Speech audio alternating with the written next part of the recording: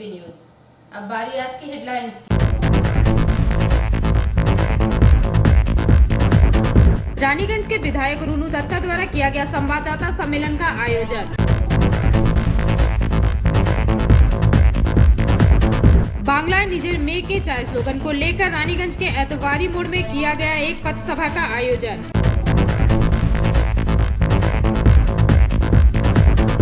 Board of governors के सदस्य दिलीप अग्रवाल ने सड़क किनारे लगे होर्डिंग्स को खोलते हुए उसे अवैध बताया।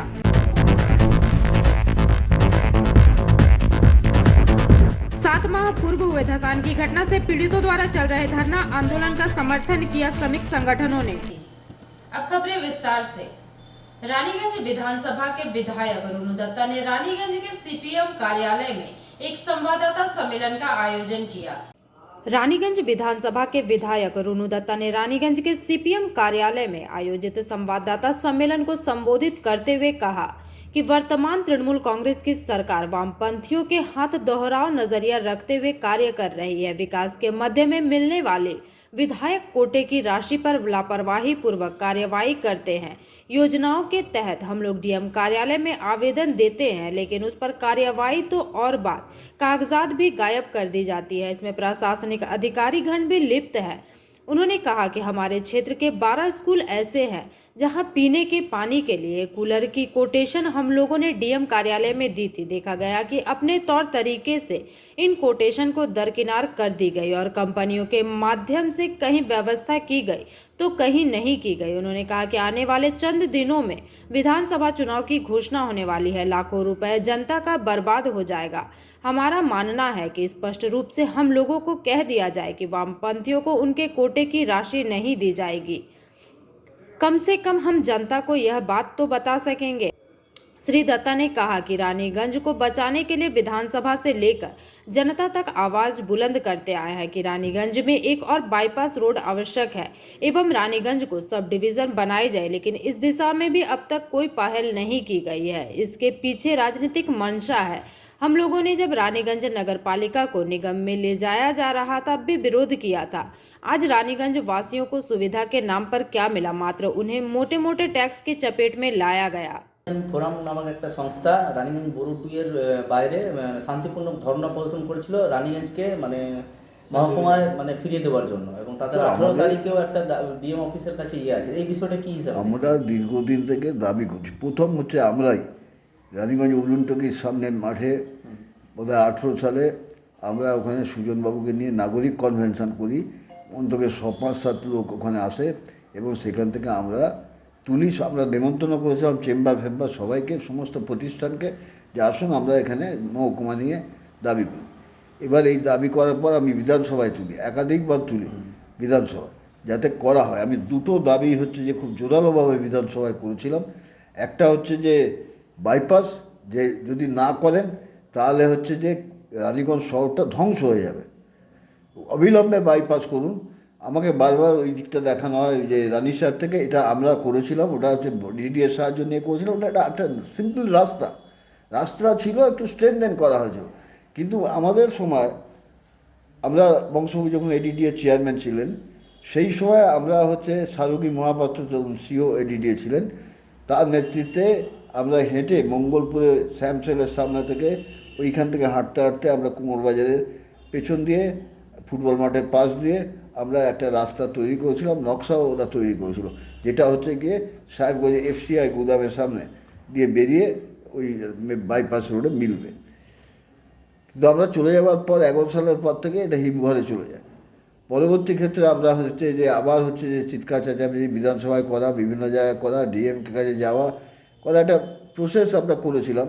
আমি জানি না কি হয়েছিল, শুনেছিলাম মাপঝাপ হয়েছে, কিন্তু কিছু হয়েছে বলে আমার মনে হচ্ছে না।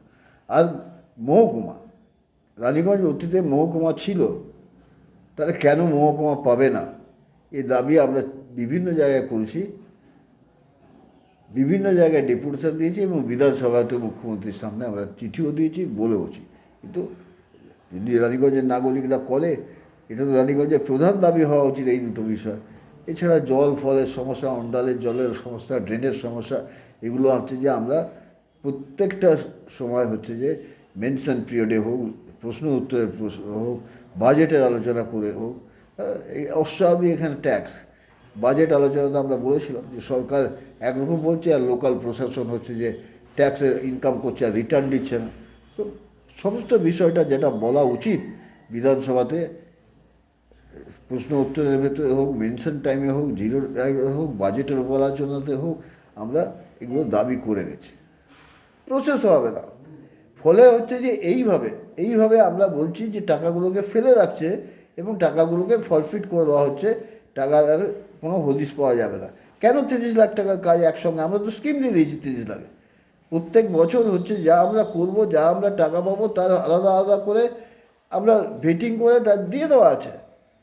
কিন্তু তা সত্ত্বেও 30 লাখের ভেতর 5 লাখ টাকা মাত্র ছাড়া হলো, 4,99,000 কত টাকা, 5 লাখ পূরণ হয়, টাকাটা ছাড়া হলো, বাকি টাকাটা ছাড়া হলো। যখন আমরা বললাম ডিএম সাহেবের কাছে পড়ে আছে, আমরা অনুরোধ করলাম ডিএম সাহেবকে, ডিএম সাহেব দপ্তরকে, ডিএম সাহেব তো পাওয়া যায় না, উনি ইলেকশন বিজি, ওনার সেক্রেটারিকে বলা হলো যাতে অন্তত সইটা করে দেন, অর্ডারটা বের করে দেন, যাতে কাজটা হয়, মানুষ যেন কাজটা পায়। এ তো নয় যে সিপিএমের লোক, আমি সিপিএমের বিধায়ক বলে সিপিএমের লোকরা একটা রাস্তা হবে, একটা স্কুলে আছে, বিভিন্ন কাজ আছে, কিন্তু সিপিএমের লোক এনজয় করবে তা নয়, সব মানুষই নাগরিকরা করবে, তাদের বিভিন্ন রাজনৈতিক দলের লোকরা করবে। কিন্তু দেখা যাচ্ছে এরা করছে না ইচ্ছাকৃতভাবে। আমার মনে হচ্ছে এই সরকারের সিদ্ধান্ত যেমন হচ্ছে যে ক্লাবকে টাকা দেয়, সব এমএলএরা টাকা দেবে, সিপিএমের বা কংগ্রেসের বা বিরোধীরা কেউ দিতে পারবে না। এরা দুচোখ কাটা, দোকান কাটা, এরা হচ্ছে কোনো নির্লজ্জ, এরা এইভাবে টাকাগুলোকে করা, বহু উদাহরণ দেওয়া যায়। এরা হচ্ছে শাসক দলেরকে একরকমভাবে দেখে এমএলএদের, আর বিরোধীদের একরকম দেখে, এবং এই লোকাল অ্যাডমিনিস্ট্রেশন যারা আছে, ডিএম থেকে আরম্ভ করে, তারাও হচ্ছে সেই দিকে যাচ্ছে, বা সেই দিকে যাচ্ছে কেন, সেই দিকেই দাঁড়িয়ে আছে। আমরা অনুরোধ করছি অন্তত যে টাকাগুলো আছে কীভাবে আইন বাঁচিয়ে হচ্ছে যে এই স্কিমগুলো করা যাবে। 21 সালের স্কিম কী হবে? তাহলে চলে যাবে, মানুষ পাবে না। ওনারা বসে আছেন আমাদের সাহায্য করার জন্যে, জটিলতা করার জন্য নয়। আমার এইগুলো বলার ছিল আপনাদের সাংবাদিকদের কাছে। এই কাগজে বেরোয় যে খরচা করতে পারছে না, এই খরচা করতে দেওয়া হচ্ছে না, আমি বলবো খরচা করতে পারছে না। এর পেছনের কারণটা হচ্ছে যে আমি আপনাদের কাছে রাখলাম, এগুলো জনগণকে জানানোর দরকার আছে বলে মনে হচ্ছে। যেমন আমরা একটা বলি, আমরা দ্রুত খুব আমরা রিকোয়েস্ট করেছিলাম যে দেখুন, আপনি যখন বাচ্চেন, আমি Guru Nanak school, high school, ওরা জমি পেয়েছে, অনেক দীর্ঘদিনের সমস্যা। ওই স্কুলের হচ্ছে যে নিজস্ব ভবন নেই, একটা প্রাইমারির সঙ্গে আছে, এদিকে আপগ্রেড হয়েছে, স্কুলটা হাই স্কুল হয়ে গেছে। আমি 5 লাখ টাকা দিয়ে এসেছি আমার টাকা থেকে, 21 সালে আমরা নজরে পড়েছে। আমাকে ওরা অ্যাপিলও করেনি, কিন্তু আমি এই এলাকায় থাকি, গুরু নানকের মতো একটা পুরনো স্কুল, তাকে যদি কিছু দেওয়া হয়, আমরা 5 লাখ টাকা দিলাম। রামবাগানের ওখানে শিলান্যাস হয়েছে। তা আমরা যখন খবর পেলাম, আমি দেখলাম যে নিঃসন্দেহে ওখানে কন্ট্রিবিউশন, এখন চাহিদা বেড়েছে, দিয়েছি, পড়ে আছে। এখন দেখা যাচ্ছে কয়েকদিন আগে রানীগঞ্জের সিটিজেন ফোরাম নামক একটা সংস্থা রানীগঞ্জ বোরো 2 এর বাইরে শান্তিপূর্ণ ধর্ণা প্রদর্শন করেছিল রানীগঞ্জকে মানে মহকুমায় মানে ফিরিয়ে দেওয়ার জন্য, এবং তাদের 18 তারিখেও একটা ডিএম অফিসের কাছে আছে। এই বিষয়টা কি হিসাবে? আমরা দীর্ঘদিন থেকে দাবি করছি। প্রথম হচ্ছে আমরাই রানীগঞ্জ উলুনটকির সামনের মাঠে বোধহয় 18 সালে আমরা ওখানে সুজনবাবুকে নিয়ে নাগরিক কনভেনশন করি, অন্তত 5-7 লোক ওখানে আসে, এবং সেখান থেকে আমরা তুলি। আমরা নেমন্তন্ন করেছিলাম চেম্বার ফেম্বার সবাইকে, সমস্ত প্রতিষ্ঠানকে, যে আসুন আমরা এখানে মহকুমা নিয়ে দাবি করি। এবার এই দাবি করার পর আমি বিধানসভায় তুলি, একাধিকবার তুলি বিধানসভায়, যাতে করা হয়। আমি দুটো দাবি হচ্ছে যে খুব জোরালোভাবে বিধানসভায় করেছিলাম।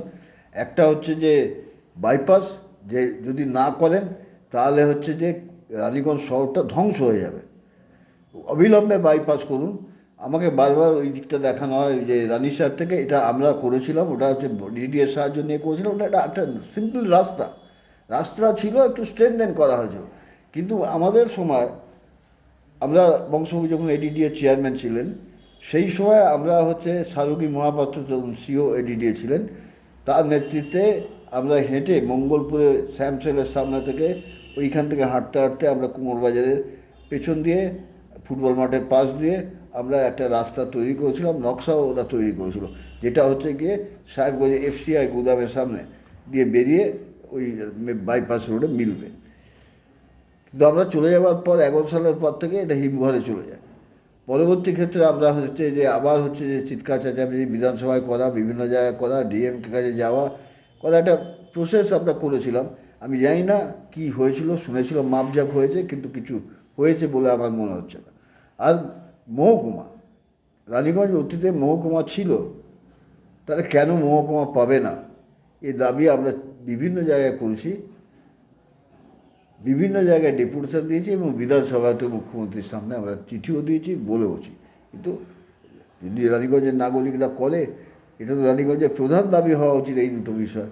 এছাড়া জল ফলের সমস্যা, অন্ডালের জলের সমস্যা, ড্রেনের সমস্যা, এগুলো হচ্ছে যে আমরা প্রত্যেকটা সময় হচ্ছে যে মেনশন পিরিয়ডে হোক, প্রশ্ন উত্তরের প্রশ্ন হোক, বাজেটের আলোচনা করে হোক, এই অস্বাভাবিক এখানে ট্যাক্স, বাজেট আলোচনাতে আমরা বলেছিলাম যে সরকার একরকম বলছে আর লোকাল প্রশাসন হচ্ছে যে ট্যাক্সের ইনকাম করছে আর রিটার্ন দিচ্ছে না।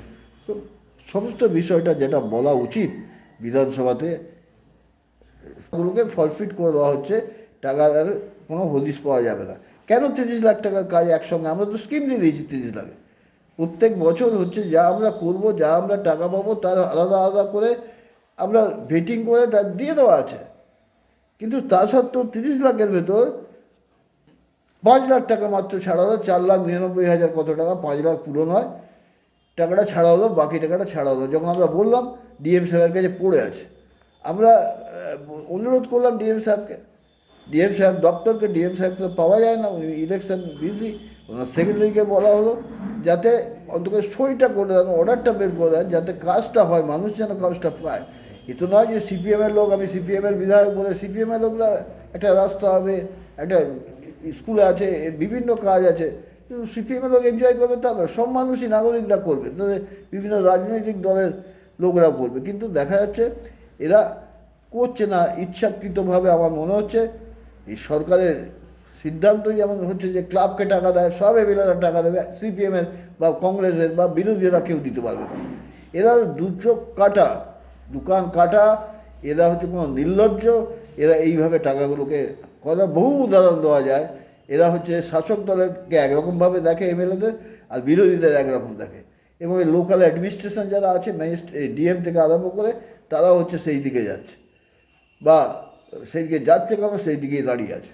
আমরা অনুরোধ করছি অন্তত যে টাকাগুলো আছে কীভাবে আইন বাঁচিয়ে হচ্ছে যে এই স্কিমগুলো করা যাবে। 21 সালের স্কিম কী হবে, তাহলে চলে যাবে, মানুষ পাবে না। ওনারা বসে আছেন আমাদের সাহায্য করার জন্যে, জটিলতা করার জন্য নয়। আমার এইগুলো বলার ছিল আপনাদের সাংবাদিকদের কাছে। এই কাগজে বেরোয় যে খরচা করতে পারছে না, এই খরচা করতে দেওয়া হচ্ছে না, আমি বলবো খরচা করতে পারছে না নয়, এর পেছনের কারণটা হচ্ছে যে আমি আপনাদের কাছে রাখলাম, এগুলো জনগণকে জানানোর দরকার আছে বলে মনে হচ্ছে। যেমন আমরা একটা বলি, আমরা দ্রুত খুব আমরা রিকোয়েস্ট করেছিলাম যে দেখুন, আপনি যখন বাচ্চেন, আমি Guru Nanak school, high school, ওরা জমি পেয়েছে, অনেক দীর্ঘদিনের সমস্যা, ওই স্কুলের হচ্ছে যে নিজস্ব ভবন নেই, একটা প্রাইমারির সঙ্গে আছে, এদিকে আপগ্রেড হয়েছে, স্কুলটা হাই স্কুল হয়ে গেছে। আমি 5 লাখ টাকা দিয়ে এসেছি আমার টাকা থেকে, 21 সালে আমরা নজরে পড়েছে, আমাকে ওরা অ্যাপিলও করেনি, কিন্তু আমি এই এলাকায় থাকি, গুরু নানকের মতো একটা পুরনো স্কুল, তাকে যদি কিছু দেওয়া হয়, আমরা 5 লাখ টাকা দিলাম, রামবাগানের ওখানে শিলান্যাস হয়েছে। তা আমরা যখন খবর পেলাম, আমি দেখলাম যে নিঃসন্দেহে ওখানে কন্ট্রিবিউট করা উচিত। আমরা সেইভাবে স্কিমটা করে তৈরি করে 5 লাখ টাকা দিয়ে এসেছি, কিন্তু কোনো রকম কিচ্ছু নেই। रानीगंज से सम्राट दास की रिपोर्ट, पीवी न्यूज। सोमवार की संध्या राज्य की मुख्यमंत्री ममता बनर्जी का नया नारा बांग्लाएं निजेर में के चाय स्लोगन को लेकर रानीगंज के इतवारी मोड़ में पश्चिम बर्धमान जिला युवा तृणमूल कांग्रेस के जिला अध्यक्ष रुपेश यादव के नेतृत्व में एक पथ सभा का आयोजन किया गया। सोमवार की संध्या राज्य की मुख्यमंत्री ममता बनर्जी का नया नारा बांग्लाएं निजेर में के चाय स्लोगन को लेकर रानीगंज के एतवारी मोड़ में पश्चिम बर्धमान जिला युवा तृणमूल कांग्रेस के जिला अध्यक्ष रुपेश यादव के नेतृत्व में एक पथ सभा का आयोजन किया गया। इस मौके पर साधन सिंह, सागर मुखर्जी, संतोष सिंह सहित अन्य सदस्यगण मुख्य रूप से उपस्थित रहे। मौके पर केंद्र सरकार द्वारा अपनाई जा रही नीतियों के खिलाफ चर्चा की गई तथा मुख्यमंत्री ने अब तक राज्य के हित में जितने भी कार्य किए गए हैं उन सभी कार्यों का व्याख्यान करते हुए विधानसभा चुनाव में ममता बनर्जी को विजय दिलाने के लिए लोगों को जागरूक किया गया। माध्यम से हम लोग एक विरोध प्रदर्शन भी कर रहे हैं, कि आज के डेट में खाद्य सामग्री से लेकर पेट्रोल डीजल के दाम से लेकर आपका गैस रसोई से दाम से लेकर हर तरह का चीज जो है पहुंचा है या नहीं। हर घर तक पहुंचने के बाद यही पता चला कि हम लोगों के घरों तक जो हमारे राज्य में किसी की तरह कब्जा करने की जो मंशा रख रहे हैं उनको कभी हम लोग सफल होने नहीं देंगे। आज आप लोग देखे होंगे कि इसके पहले कोविड-19 2019 में जो कोरोना वायरस का जो महामारी का काल चल रहा था, उस समय जो है आप सबके बीच में कोई भी एक भी नेता नजर नहीं आया होगा जो भारतीय जनता पार्टी एवं सीपीएम के कैडर भी आप लोगों के बीच में नजर नहीं आया। लेकिन श्री सबूत साथी विभिन्न तरह के प्रकल्पों के साथ लोगों के पास पहुंच रहे हैं और भारतीय जनता पार्टी जो 2014 से भारतवर्ष की सत्ता में आए हैं, 2014 में बहुत बड़ी बड़ी बातें कहे थे। आज भी आपके दरवाजे पे जाते हैं तो दरवाजे पे जाकर के 2014 से अब तक 7 वर्षों में क्या किए हैं वो नहीं बतलाते, ना ही ये बतलाते हैं कि पिछले 10 साल से पिछले आप लोगों को जो बरगलाने के लिए केंद्र सरकार के बीच भारतीय जुमला पार्टी के जो लोग पूरे इलाके में घूम कर जो दंगा फैलाने का जो काम कर रहे हैं, बरगलाने का जो काम कर रहे हैं, जो धर्म को धर्म से बंटवारा करने का जो काम कर रहे हैं, उनको मुंहतोड़ जवाब देने का वक्त आने वाला समय में 2021 का जो चुनाव होने जा रहा है विधानसभा चुनाव में, इसका जवाब हम लोग जो है पश्चिम बंगाल के आम जनता मिलकर भारतीय जुमला पार्टी को यहाँ से उखाड़ भगाना है और इन्हीं चंद लोगों के साथ में आप सभी को विचार करना है। कई तरह के समस्या, खास करके आप लोगों ने देखा होगा कि पश्चिम बंगाल में ममता दी ने जो डेवलपमेंट काम किया है, कन्याश्री से लेकर रूपाश्री से लेकर सबूत साथी से लेकर खाद्य साथी से लेकर कोई ऐसे व्यक्ति नहीं है जिनके पास में जो है पश्चिम बंगाल का आपका डेवलपमेंट का या किसी भी तरह का प्रकल्प ममता दीदी का प्रकल्प यहाँ नहीं पहुँचा हो। आप लोगों ने देखा हो कि आज का जो समय है लोगों को बरगला कर राजनीति किया जा रहा है तक पहुंच रहे हैं। दोस्तों, आज देश की परिस्थिति ये है कि लोग अपना मुंह खोलने के लिए भी डर रहे हैं। देश की परिस्थिति ये है, आज हर तरफ दिल्ली की सरकार के द्वारा डर दिखलाया जाता है। आज हम सभी जानते हैं कि पत्रकार के पास इतना शक्ति होता है, इतना पावर होता है। एक पत्रकार सुप्रीम कोर्ट के जज से भी सवाल करने की क्षमता रखते हैं, लेकिन आज दिल्ली में बैठी सरकार, भारतीय जनता पार्टी की सरकार, इन पत्रकार बंधुओं को भी इतना दबाव डालते हैं और अपने पक्ष में प्रचार करवाते हैं। दोस्तों, कहने को बहुत सारी बातें हैं, लेकिन आज जिस स्तर से हम लोगों ने इस 92 नंबर वार्ड में घूरा है और घूरने के बाद माननीय मुख्यमंत्री के पिछले 10 सालों के कामों को हम लोगों ने परखा है, लोगों ने विश्वास जताया है, लोगों ने ये स्लोगान दिया है,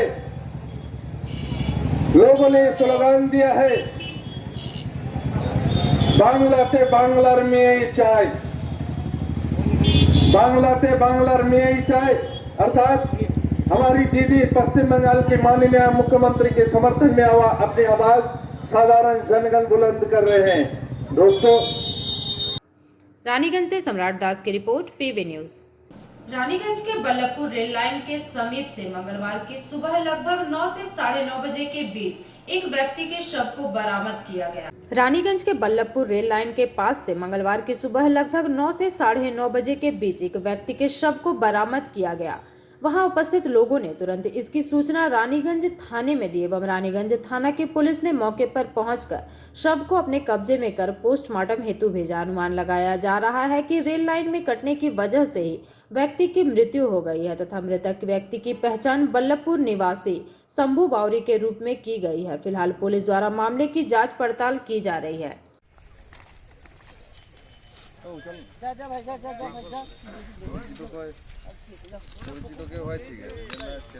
रानीगंज से सम्राट दास की रिपोर्ट, पीवी न्यूज। भाजपा की परिवर्तन यात्रा के पहले परिवर्तन को बढ़ावा देने हेतु होर्डिंग्स का अनावरण किया गया था, परंतु बांकुड़ा नगर पालिका के बोर्ड ऑफ गवर्नर्स के सदस्य दिलीप अग्रवाल ने सड़क किनारे लगे होर्डिंग्स को खोलते हुए उसे अवैध बताया। भाजपा की परिवर्तन यात्रा से पहले परिवर्तन को बढ़ावा देने के लिए होर्डिंग्स का अनावरण किया गया था। बांकुड़ा नगर पालिका के बोर्ड ऑफ गवर्नर्स के सदस्य दिलीप अग्रवाल ने सड़क किनारे लगे होर्डिंग्स को खोलते हुए दावा किया कि अवैध रूप से होर्डिंग्स लगाए गए हैं। भाजपा की परिवर्तन यात्रा आज बांकुड़ा पहुंचने वाली है। भाजपा की यह परिवर्तन यात्रा कल शहर के विभिन्न क्षेत्रों का भ्रमण करेगी। हाल ही में परिवर्तन यात्रा कार्यक्रम के अवसर पर बांकुड़ा शहर में कई स्थानों पर मेहराबों की स्थापना की गई। शहर में विभिन्न सड़क किनारे होर्डिंग्स पर प्रचारक गुच्छे लटकाए गए। भले ही नगर पालिका ने तोरणों को नहीं छुआ, लेकिन बांकुड़ा नगर पालिका ने आज सुबह से ही होर्डिंग्स पर लगे बीजेपी के फ्लैक्स को हटा दिया। नगर पालिका का दावा है कि बांकुड़ा नगर पालिका के नियमों के अनुसार शहर में होर्डिंग्स लगाने के लिए नगर पालिका की अनुमति की आवश्यकता होती है। नगर पालिका को पहले से सूचित करना होगा कि किस कंपनी का फ्लैक्स विशिष्ट संगठन के तहत होर्डिंग्स पर लटकाया जाएगा, परंतु बीजेपी द्वारा अवैध तरीके से होर्डिंग्स लगाया गया, जिन्हें नगर पालिका की ओर से हटा दिया गया। এটা ভুল ধারণা। আমরা কয়েকদিন ধরে লক্ষ্য করছিলাম কোনো এক রাজনৈতিক দলের হোর্ডিং লাগানো হচ্ছে। বাঁকুড়া পৌরসভার লাইসেন্স প্রাপ্ত যে হোর্ডিংগুলো আছে বিভিন্ন কোম্পানির, সেইগুলোতে বিনা অনুমতিতে কোম্পানির বিনা অনুমতিতে বেআইনিভাবে লাগানো হচ্ছে। আমরা সেগুলো খবর পেয়ে আমরা তদন্ত করি এবং আমার লাইসেন্স আধিকারিক যারা আছে লাইসেন্স ডিপার্টমেন্টে তারা বাঁকুড়া শহরে আমাদের কাছে অভিযোগটা আসার পর আমরা খতিয়ে দেখি এবং আমরা গতকাল সিদ্ধান্ত নিই সেই হোর্ডিংগুলো খুলে ফেলা হবে এবং আমরা সেগুলো খুলে বাজেয়াপ্ত করে রাখছি। আমরা প্রত্যেক রাজনৈতিক দলের কাছে বলছি, যদি কেউ কোথাও বাঁকুড়ার শহরের যে লাইসেন্সপ্রাপ্ত হোর্ডিং আছে যে সমস্ত কোম্পানি, তাদের সাথে যোগাযোগ করুন এবং পৌরসভার সাথে আপনারা যোগাযোগ করুন। সেই কোম্পানি যদি তাদের অনুমতি দেয়, পৌরসভার কোনো জায়গায় কোনো আপত্তি নেই। যেমন তৃণমূল কংগ্রেসের দুটো কোম্পানি আমাদেরকে পৌরসভাকে ফোন করেছিল, কোয়ালিটি এবং অরুণ সাইনি। তাদের সাথে নাকি রাজ্য স্তরে তৃণমূল পার্টির এগ্রিমেন্ট হয়েছে, তারা কন্ট্রাক্ট নিয়েছে, ভাড়া দিয়েছে। সেভাবে তারা বলেছে আমাদের এরকম আমাদের কাগজ দেখিয়েছে। সেই হিসাবে বাঁকুড়া শহরে প্রায় 40-50টা বোর্ড নাকি তৃণমূল কংগ্রেসের পক্ষ থেকে নেওয়া হয়েছে, সেগুলো লাগানো হয়। যে কোনো রাজনৈতিক দল লাগাতে পারে, এখানে প্রতিহিংসার কোনো ব্যাপার নেই। সরকারি নিয়ম কানুন মেনে যে কোনো রাজনৈতিক দল হোর্ডিং লাগাতে পারে। আমরা জানি যেমন কোনো নির্বাচনের সময় কোনো বাড়ির দেওয়াল লিখতে গেলে বাড়ির মালিকের পারমিশন দিতে হবে, সেইটুকু অন্তত রাজনৈতিক দলগুলো সৌজন্য দেখাবে, এইটুকু আমি তাদের কাছে অনুরোধ করি। बांकुड़ा से अनुप रॉय की रिपोर्ट, पीवी न्यूज। ईसीएल के काजुड़ा एरिया के माधवपुर ओसीपी के समीप स्थित हरीशपुर गांव में विगत 7 माह पूर्व हुए धसान की घटना से पीड़ितों द्वारा चल रहे धरना आंदोलन के समर्थन में तमाम श्रमिक संगठनों के प्रतिनिधियों ने पहुंचकर गांव वालों का हौसला बढ़ाया। ईसीएल के काजुड़ा एरिया के माधवपुर ओसीपी के समीप स्थित हरीशपुर गांव में विगत 7 माह पूर्व हुए धसान की घटना के पीड़ितों का पुनर्वासन की मांग पर विगत कई दिनों से काजुड़ा एरिया के जामबाद ओसीपी के पास गांव वालों के चल रहे धरना आंदोलन के समर्थन में तमाम श्रमिक संगठनों के प्रतिनिधि पहुंचकर गांव वालों का हौसला बढ़ाया। साथ ही प्रबंधन से गांव वालों के पुनर्वासन की मांग भी की गई। उसके बाद प्रबंधन के साथ तमाम श्रमिक संगठन के प्रतिनिधि एवं ग्रामवासियों के साथ बैठक हुई, जिसमें एरिया जेसीसी सदस्यों, एचएमएस के एरिया सचिव विष्णुदेव नोनिया, सफल कुमार सिन्हा, बीएमएस के अवधेश बनिया, मनोज दुबे, एआईटीयूसी से गुरदास चक्रवर्ती, इंटक से अतुल चंद्र गोप, केकेएससी से गुरदास चक्रवर्ती, घनश्याम हरिजन इत्यादि मौजूद रहे।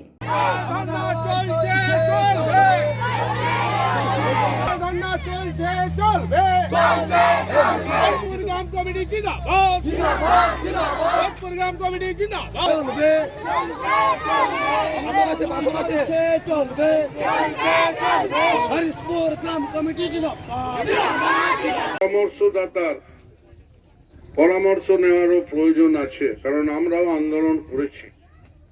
আপনারা জানেন যে আমরা সিঙ্গুর, নন্দীগ্রাম এই সমস্ত আন্দোলনের সঙ্গে যুক্ত।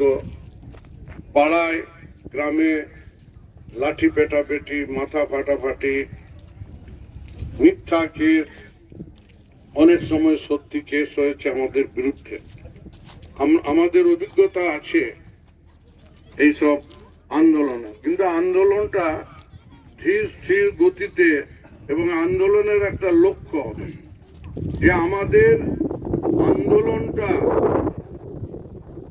ঘর, জমি জায়গা আমরা আদায় করার ব্যাপারে এইটা আন্দোলন শুরু করলাম। এটার কবে শেষ হবে আমরা জানি না। আমরা যদি প্ল্যান করে থাকি যে আন্দোলনটা জিএমকে 2 দিন ঘেরাও করব, প্রোডাকশন 5 দিন বন্ধ করে দেবো, এডিডি এর অফিসে 1 দিন আন্দোলন করব, এইভাবে করলেই আমরা 15 দিনের মাথায় আমরা সবকিছু পেয়ে যাব। এটাও ক্যালকুলেশন করা আমার মনে হয় ভুল। अंडाल से कैमरामैन मंथन पासवान के साथ रामानंद पासवान की report, PV news. INTTUC transport workers union ने पेट्रोल, डीजल तथा रसोई गैस की बढ़ती कीमतों एवं केंद्र सरकार की नीति के खिलाफ एक अनूठा विरोध प्रदर्शन करते हुए जुलूस निकाला।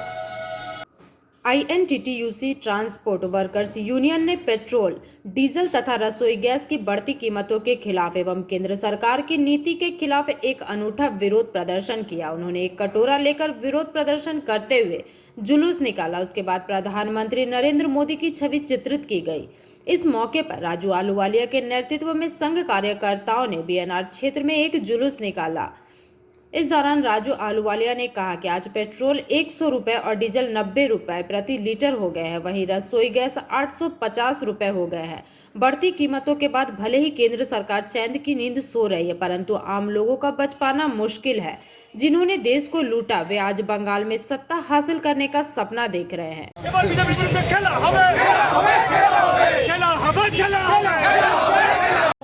খেলা হবে, পশ্চিমবঙ্গের মানুষ খেলবে না। এই যে বিজেপি বাইরে থেকে লোক নিয়ে এসে মিটিং করছে প্রত্যেক জায়গায়, ওই যে বড় বড় কথা বলছে না, ওই যে শুভেন্দু অধিকারী, আরে যার বাবাকে এমপি করেছে, যার একটা ভাইকে এমএলএ করেছে, অনেক অনেক বোর্ড হচ্ছে, এতগুলো দপ্তর থাকাকালীন এত পদ পাওয়ার পরও যে কোনো তৃণমূল হবে না, কারোর হবে না। আর আজকে ও যে স্বপ্ন দেখছে কয়লা মাফিয়া, লোহা মাফিয়া, চোরদেরকে ঝান্ডা ধরিয়ে দেখাচ্ছে বিজেপি জয়েন করছে, মানুষ দেখছে কে জয়েন করছে, সাধারণ মানুষ জয়েন করছে না, শ্রমিক নেতা জয়েন করছে না, ভালো নেতা কেউ জয়েন করছে, অনেস্ট নেতা কেউ জয়েন করছে না। যাদেরকে মানুষ চিনে না তাদেরকে ঝান্ডা ধরিয়ে দিচ্ছে, আর বাইরে থেকে টাকা কোটি কোটি টাকা খরচা করছে, এদিকে মানুষকে মারছে। ডিজেলের দাম 84 টাকা, 76 টাকা, 85 টাকা, 92 টাকা পেট্রোল, রান্নার গ্যাস প্রতিদিন, যে খাওয়ার জিনিস আপনি দেখুন কি অবস্থা আছে। মানে মানুষকে নাজাল করে দিয়েছে। করোনা ভাইরাসে মেরে দিল, কিছু করলো না। মমতা ব্যানার্জি মানুষের সঙ্গে কান্দা থেকে কান্দা মিলিয়ে করোনা ভাইরাসের সময় প্রত্যেক ডোর টু ডোর টাচ করেছেন, মানুষের খোঁজ খবর নিয়েছেন। আমাদের এখানকার আসানসোলের নেতা মলয় ঘটক করোনা ভাইরাসে যতদিন করোনা ভাইরাস ছিল ওনার দরজা খোলা ছিল, প্রত্যেক মানুষের কাছে পৌঁছেছেন। চাল ডাল যা যা দরকার আছে মানুষের কাছে ঘরে পৌঁছেছেন, ভয় করেননি, মানুষের পাশে দাঁড়িয়েছেন। তো মানুষ ওনাকে ভোট দেবে, মমতা ব্যানার্জিকে ভোট দেবে। এদেরকে কে চিনে ভাই? বাইরে থেকে আসছে, ওই অমিত শাহ। আরে ভাই আগে নিজে ভাই বকে দেখ, তোর ভাই কোথায় চলে গেল? যত বড়াই যাচ্ছে এরা সিবিআইকে পুতুলের মতো নাচাচ্ছে, আমুককে তমুককে ভয় খাওয়াচ্ছে। আমাদের নেত্রী কোনো কারো কাছে ভয় খায় না। সিপিএম এর 34 বছর রাজত্বকে চুরমার করে দিয়েছিল। বিজেপিকে দিল্লির গতিটা আবার সামাল। মমতা ব্যানার্জির নেক্সট টার্গেট হচ্ছে দিল্লি। এবার পশ্চিমবঙ্গের মুখ্যমন্ত্রী করার পর তৃতীয়বার মুখ্যমন্ত্রী হচ্ছেন। এবার মানুষ আমাদের নেত্রীকে দিল্লির গাদি পর্যন্ত নিয়ে যাবে। ভারতবর্ষের মানুষ বুঝে গেছে, জয় জওয়ান জয় কিষাণ বুঝে গেছে। মানুষের দরদি হচ্ছে মমতা ব্যানার্জি, বিজেপি হচ্ছে খেলাটা কি খেলা হবে? ভালো করে খেলা হবে, মানুষ খেলবে, বিজেপিকে নিশ্চিহ্ন করে দেবে। বিজেপির একটা বুথ পাওয়া যাবে, বুথে এজেন্ট পাওয়া যাবে না, কেন মানুষ ওদেরকে চিনেই না। বাইরে থেকে কি টাকা দিয়ে নিয়ে আসবে? ঝাড়খণ্ড থেকে। তার মানে বলতে চাইছেন খেলা হবে, ভালো করে খেলা হবে, আর খেলা হবে। এবার মানুষ জয় জওয়ান জয় কিষাণ, আমাদের শ্রমিক জনগণ যা খেলা দেখাবে 2021-এ তৃতীয়বার মমতা ব্যানার্জি। পরশুদিন শুভেন্দুর র্যালিতে কুলটিতে খেলা হবে বিজেপির কর্মীরা বলেছেন, আপনারা কি বলবেন? আমি বলছি ওদের যে মিটিং ডেকেছিল বাইরে থেকে লোক নিয়ে এসেছিল প্রচুর টাকা, ঝাড়খণ্ড থেকে লোক নিয়ে এসছে। পশ্চিমবঙ্গে মানুষ ছিল না, যাকে ঝান্ডা ধরিয়েছে তাদেরকে মানুষ কি তৃণমূল কংগ্রেসের নেতা নেই, সব পার্টিজার লোক, তারা কোনো নেতা নেই।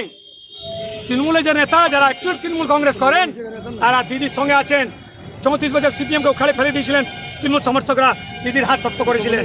আজকে আবার তৃণমূলের সমর্থকরা कमर बेंधे टाइट हो गए। आवार ममता बनर्जी आपको बोले ममता बनर्जी तुम्हें आगे बढ़ो हम तुम्हारे साथ हैं, ममता बनर्जी आगे बढ़ो हम तुम्हारे साथ हैं। जय जवान जय किसान। आसनसोल से संतोष मंडल की रिपोर्ट, पीवी न्यूज। गांव में एक मतदान केंद्र की मांग के लिए संयुक्त ग्रामीणों ने वोट बहिष्कार का आह्वान किया। यह घटना बांकुड़ा के छातापुर विधानसभा क्षेत्र में छतना ब्लॉक के देउलवीरा और मुदिर गोरा गांव की है, जहां सोमवार को ग्रामीणों ने किया विरोध प्रदर्शन। गांव में एक मतदान केंद्र की मांग के लिए संयुक्त ग्रामीणों ने वोट बहिष्कार का आह्वान किया। यह घटना बांकुड़ा के छातापुर विधानसभा क्षेत्र में छतना ब्लॉक के देउलवीरा तथा मुदिरगोरा गांव में हुई है, जहां सोमवार को ग्रामीणों ने विरोध प्रदर्शन किया। उन्होंने यह भी कहा कि अगर उनकी मांगे पूरी नहीं की गई तो वे आगामी विधानसभा चुनाव में अपने मतदान के अधिकार का प्रयोग नहीं करेंगे। ग्रामीणों का कहना है कि वर्तमान समय में वोट देने के लिए उन्हें 3 किलोमीटर दूर जामबेदिया ग्राम में जाना पड़ता है तथा मतदान के लिए बीमार ग्रामीणों से लेकर बुजुर्ग तक सभी ने मतदान केंद्र पर जाकर अपना वोट डाला। एक ग्रामीण उनका कहना है कि जब तक उनकी मांगों को पूरा नहीं किया जाता तो उनमें से कोई भी इस बार के विधानसभा वोट में अपने मतदान का अधिकार प्रयोग नहीं करेगा। आंदोलन করলেও বলছে আমাদের অসুবিধা হচ্ছে জামবেদে জাতি কেন আমাদের সরকার আমাদের কষ্টটা যেমন মানে এই বয়স্ক লোক প্যারালাইসিস মানুষ আছে হাত পা কারোর পড়ে গেছে তার জন্য আমাদের যাতে অসুবিধা আছে মেন রোড ধার যে গাড়ি ঘোড়ারও অসুবিধা যে আমাদের হাঁটিয়ে অত 3 কিলোমিটার জাতি হয় তার জন্য আমরা ভোটটা বন্ধ করছি যেমন আমাদের সুবিধা সরকার যেমন মানে আমাদের কষ্ট হলে কি সরকার কি সেটা ভালো হবে সেটা যেমন না করে আমাদের কাছে বুথ হলে আমাদের সবারই ভালো হবে। এর আগে জানিয়েছেন কাউকে? আমরা বহুত জানাইছি। কোথায় কোথায়? দিদিকে জানাইছি, বলকে জানাইছি, পঞ্চায়েতে জানাইছি, তাতে কোনো কাজ হয়নি। কোনো কাজ হয়নি। আমাদের কথা মানছেই না, আমাদের কষ্টটাই মানছে না। এখন দিদিতে কষ্ট হলে আমরা দাদাতে কষ্ট হলে আমরা বলে দেবো দাদা বলে দিই স্টপ করে, আর আমাদের কষ্ট হলে আমাদের মানছেই নেই কেউ, কেন মানবে না? কি নাম আপনার? আমার নাম কৃষ্ণপদ সাইনি। তাই বলছি আমাদের যেমন কষ্টটা মানে এই সামনে যেমন করে। बांकुड़ा से अनूप रॉय की रिपोर्ट, पीवी न्यूज। अब वक्त है एक छोटे से ब्रेक का, तुरंत ही लौटेंगे, तब तक के लिए बने रहिए हमारे साथ।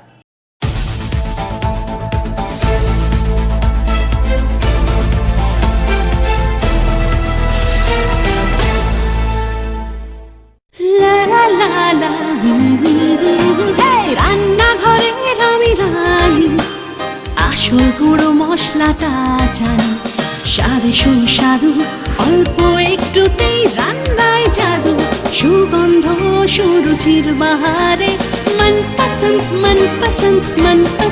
আহারে মনপসন্দ গোটা ও গুঁড়ো মশলা ঠিক মনে। অ্যাগ্রো ফ্রেশ স্বাদের পাশাপাশি আপনার স্বাস্থ্যের পুষ্টিগুণে সমৃদ্ধ। অ্যাগ্রো ফ্রেশ আটা, ময়দা, সুজি, বেসন, ছাতু ও ডালিয়া। Agro fresh pure fresh and natural. Cashless की दुनिया में अब आपको परेशान होने की नहीं बल्कि मोबाइल फोन उठाने की जरूरत है, जिससे आप घर बैठे अपनी जरूरतों के सामान को बेझिझक मंगा सकते हैं। बस जरूरत है तो अपने मोबाइल पर सस्ता सुंदर ऐप डाउनलोड की। इस ऐप के जरिए आप दवा और OTC प्रोडक्ट पर 15 और 20% तक की छूट पा सकते हैं। तो इस सुनहरे मौके को हाथ से जाने ना दें। हमारा पता है हेल्थ बडी आरोग्य मेडिकेयर, 56 PN मालिया रोड, दालपट्टी मोड़, रानीगंज। संपर्क करें राकेश तोदी, मोबाइल नंबर 9800350008 और 9800450008। आपके बेहतर स्वास्थ्य के लिए global diagnostic and health care inspiring better health global लाया है आपके स्वास्थ्य चेकअप पैकेज, जहां उचित मूल्य में आपके पूरे शरीर की जांच की जाएगी। हमारे यहाँ ग्लोबल जनरल हेल्थ चेकअप मात्र 2799 रुपए में, ग्लोबल कार्डियक हेल्थ चेकअप मात्र 3799 रुपए में, ग्लोबल फुल बॉडी चेकअप मात्र 3899 रुपए में, ग्लोबल वेल वुमेन चेकअप मात्र 1999 रुपए में। We provide super speciality clinic, CT scan, 16 slice, digital X-ray, colour Doppler echo, USG, mammography, ECG, TMT, Holter monitoring, ECG, NCV, pathologic microbiology, histopathology, PFT, uroflowmetry, health checkup packages, pharmacy. Our address: Global Diagnostics and Healthcare, Inspiring Better Health, 101 by NSB Road, Post CR Raniganj, 713358, District Bardhaman. Phone number 0341244580, 24458181, 24458182. Our email address: globalhealthrng@gmail.com. Our website: www.globaldiagnostics.net.in. यहाँ स्थित दवा दुकान में सभी दवाइयों पर 10% की विशेष छूट। परेशान है अपनी रोजमर्रा की बिजी शेड्यूल से? सोच रहे हैं कि कहां से खरीदे अपनी घरेलू चीजें, स्टेशनरी, कपड़े, मेकअप का सामान जैसी इत्यादि चीजें? परेशान मत होइए, इजी बाजार लाया है एक ही छत के नीचे सभी चीजें।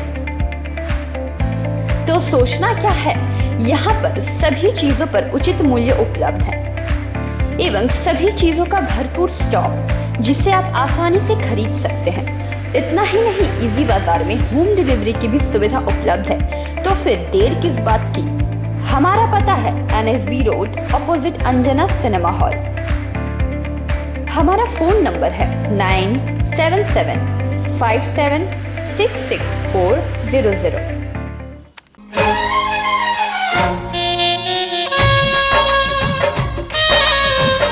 আসছে পুজো, আসছে খুশির লহর, তা কি পরবেন নিয়ে মাথায় চিন্তার ভাঁজ।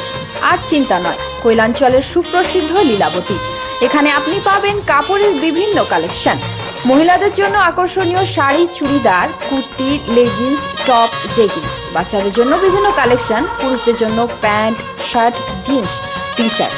তো আজই আসুন Lilavati, NSB road, Raniganj. Lions club Raniganj समाज सेवा का सर्वोत्तम संस्था है। अत्याधुनिक आँखों की एवं समस्त रोगों की चिकित्सा के लिए आधुनिक अस्पताल है एवं model Lions DAV public school के साथ आधुनिक कम्युनिटी हॉल भी है, जहां शादी विवाह पार्टी भी होती है। यहां पार्किंग की भी सुविधा है। विशेष जानकारी के लिए संपर्क करें। Contact number 2445205324।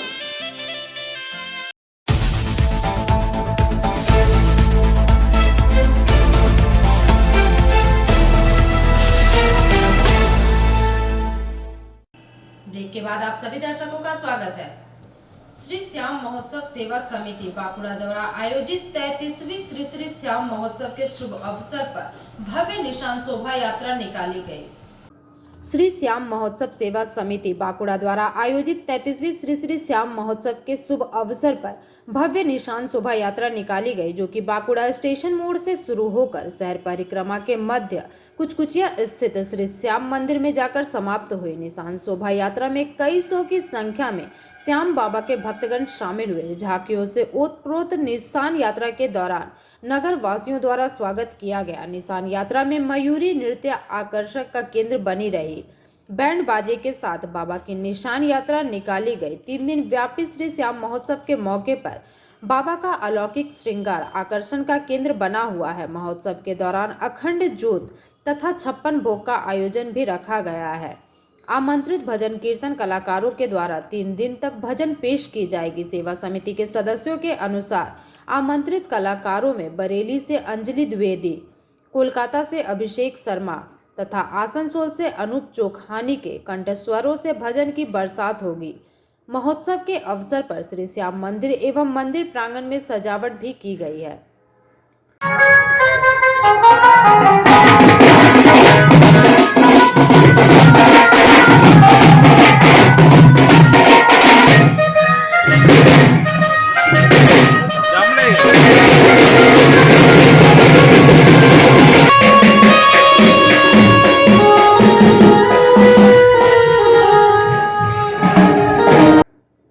बांकुड़ा से अनुप रॉय की रिपोर्ट, पीवी न्यूज। खबरें समाप्त करने से पहले हेडलाइंस और एक बार।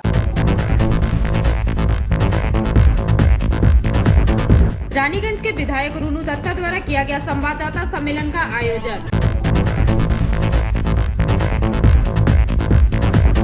बांग्ला निजर में के चाय स्लोगन को लेकर रानीगंज के एतवारी मोड़ में किया गया एक पथ सभा का आयोजन।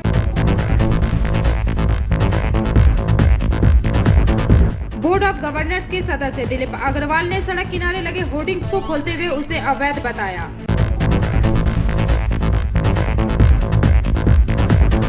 7 माह पूर्व हुए धसान की घटना से पीड़ितों द्वारा चल रहे धरना आंदोलन का समर्थन किया श्रमिक संगठनों ने। आज के लिए बस इतना ही। देखते रहिए पीवी न्यूज। नमस्कार।